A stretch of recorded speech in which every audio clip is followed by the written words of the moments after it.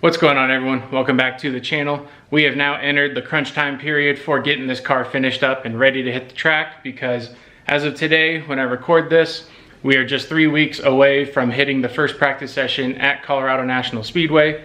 And as you can see, the car is nowhere ready to hit the track. As you can see, we've got our body hanging out right over here in the corner of the garage, and most of the car almost finished up. We've got our radiator back in and bolted in just loosely. We're getting ready to do all of the piping again to make sure that the system is closed off and ready to take on some water. Now, because we're only 3 weeks away from that first practice session, we're gonna go ahead and do most of the maintenance we need to do right now. Obviously, we've got 3 quarts of oil here and an oil filter to go ahead and do the oil change on our motor, plus 3 brand new spark plugs here, a new fuel filter, and some new gear oil for the rear end. We really want to try and get the motor to a place to where we can fire it up today, because we want to make sure that everything is going to be okay by the time we need it on the track. And with only having 3 weeks between now and our first practice, we want to make sure that we can get everything dialed in and figured out now before it becomes an emergency at the track and we don't have the resources available to make the fix on the spot. So we're just gonna run through the car real quick, get the oil changed, get the plugs swapped out,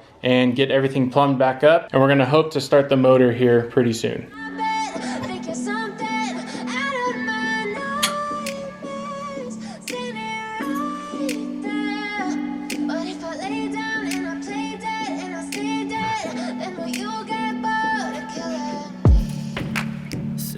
Now, these fuel filters are directional, and as you can see right here on the fuel filter, there's actually the word in, which basically means that the flow of fuel is coming in through here and going out the other side.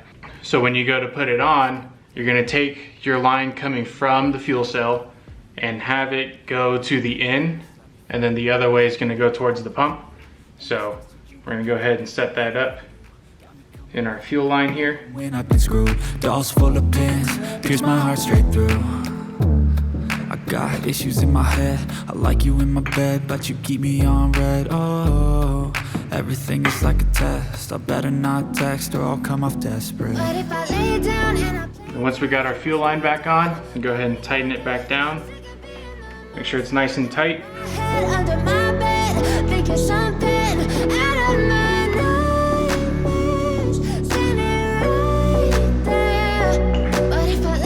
And then once we're done changing the oil and everything else we need to change on the car, we're gonna go ahead and pressurize the system, make sure that there's no leaks coming from this area or anywhere else on the fuel system. And then once we know that there's no leaks from here, we'll be good to go and not have to worry about it. Heart's black and blue from the bruising. I feel like when I'm with you I'm losing. I feel like you think that this amusing. Sitting there gaslighting and confusing. Was it me? Is it me? Am I deluded? I'm the one who's always sorry, the conclusion.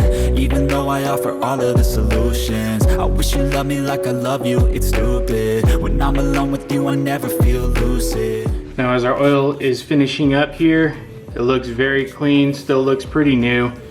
We only ran, I think, 1 or 2 races on this, but the oil does look very clean. But we've got everything emptied out from the motor itself. We can go ahead and pull off our oil filter that's right here.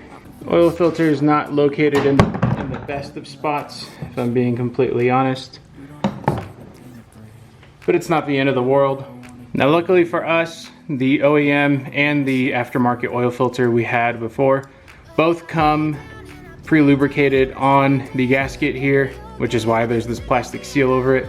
So that reduces the need to have to get the gasket covered in oil to seal onto the motor. I know that there's people out there who will absolutely still rub oil on the gasket because that's just what they've done all the time. But since these ones are advertised to have come pre-lubricated like that, we're gonna go ahead and let that be our lubricant and just make sure that we are nice and hand tight. And that should be good regarding our oil filter. Now, when it comes to the type of oil you put in your car, it absolutely matters, and everyone and their mother has an opinion on what you should do. We don't really pay attention to the brand too specifically, but we do like to run a 10W40 mixture in our motor. It is a 4-stroke motorcycle full synthetic oil, but You can absolutely put a racing oil in here if you want to. Most of this stuff is pretty much personal preference, but we tend to run about 3 quarts in the motor and just kind of leave it at that. 3 full quarts from emptying. That gives us a good number to really make sure that we have enough in there, but also not so much that we are causing a ton of blow by and filling up our catch can in the middle of every lap. But it's also not so little that the corner of every lap causes sump failure and all the sloshing inside of the oil pan. So 3 quarts is what I've always been told to run on these, and so that's what we're gonna do. Yeah, I'm about to fade away, cause every time I wake up I feel like it's Monday. Something's going wrong with all the chemicals up in my brain. All of a sudden I don't look at anything the same way. Got a buildup of my thoughts sitting in an ashtray. I'm sorry that I'm so inconvenient, okay. Just let me be me and I'll stay out of your way. I can see the way you look at me, I'm such a disgrace. I never really asked. Now on the FZ, you do have a sight glass right here. Right now ours is completely full. I've heard some guys talk about how if you start it and let it warm up, you can tell by the sight glass based on how high up on the sight glass the oil comes, but everything that I've ever followed has told me 3 quarts, and that's always been enough, even in the corner, so that's what we run. We'll choose to stay through all the pain. I know you told your friend you're not okay, and tell me what's wrong and why you never said you felt that way.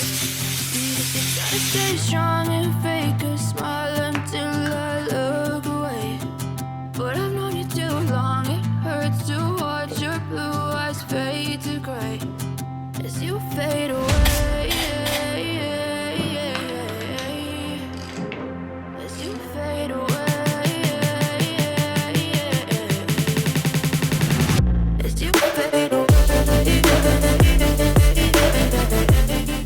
So as you can see, there's quite a bit of carbon buildup on the first plug that we pulled here, which doesn't seem like a lot, but any type of impurity that hangs around with the spark plug will weaken the spark and not give you the best spark in the motor. So we're gonna go ahead and swap these out with brand new ones, and we'll go on from there. Now when it comes to the way you install these, it actually tells you right on the package itself. All you gotta do is get these finger tight, hand tight, just like that. And they come in with the ratchet and do a quarter turn. And that's all that you need to do with a brand new spark plug that does not have that crush washer already crushed. So now that that plug's back in, we can go ahead and throw our coil back in and then move on to the next one. Really wanna hurt you, but I can't control the pain. If you're sticking by my side, maybe we could be okay. Okay, okay, maybe you could be the change I need today. I promise that I've never felt this way. I really hope that you will choose to stay through all the pain. I know you told your friend you're not okay, and tell me what's wrong and why you never said you felt that way. Guess you're trying to stay strong and fake a smile until I look away. But I've known you too long, it hurts to watch your blue eyes fade to gray as you fade away.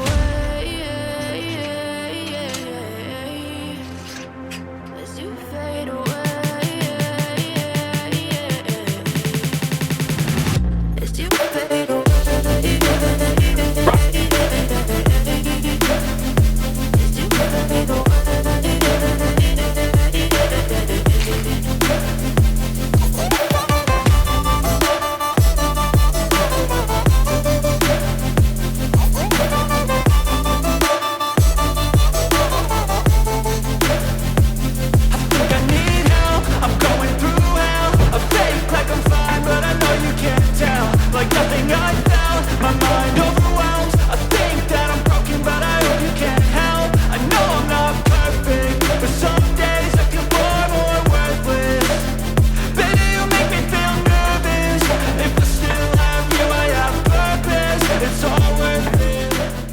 So we just finished up changing the oil, changing out the spark plugs for the motor. We just topped off our cooling system here after reconnecting all of our plumbing. We threw a little bit of fuel in the back just to give us enough fuel to really start the car, make sure that everything is good when we pressurize the fuel system, check for any leaks, and it'll be pretty evident if this paper towel gets wet, if there is a leak from this fitting, which we've had problems with in the past. So now all we really gotta do is just go ahead and get our kill switch on. Everything lights up over here. Go ahead and get everything primed up and see if she'll start.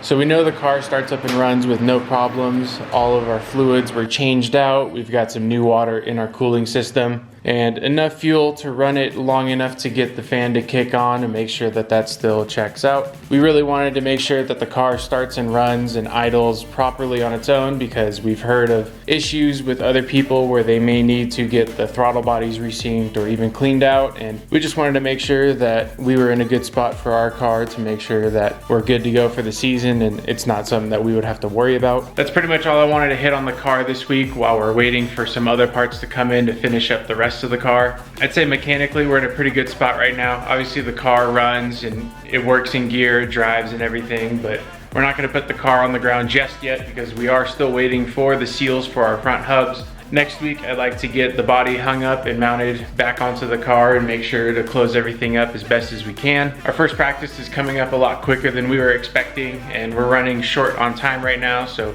we're trying to get the car closed up as quickly as we can but not rush it and miss a couple things. So we're definitely gonna try and be as meticulous as we can about it and make sure it's done right. We actually just went through and did all new hardware for our brake pedal here, both the base mounts right here as well as the one that goes to the master cylinder, because this bolt right here was the one that connected our brake pedal to the master cylinder, and as you can see it's a little worse for wear right now. It's quite a bit bent and definitely not something I felt comfortable running a whole season on again, so we went ahead and swapped it out with a brand new bolt right there. All of the spacers there, making sure that the Heim joint and rod is going straight into the master cylinder and is not at an angle. So we made sure to replace that bolt and everything else that was in here. But like I said, that's pretty much all I wanted to touch on for this week. I appreciate you guys watching. Hope to catch you in the next one.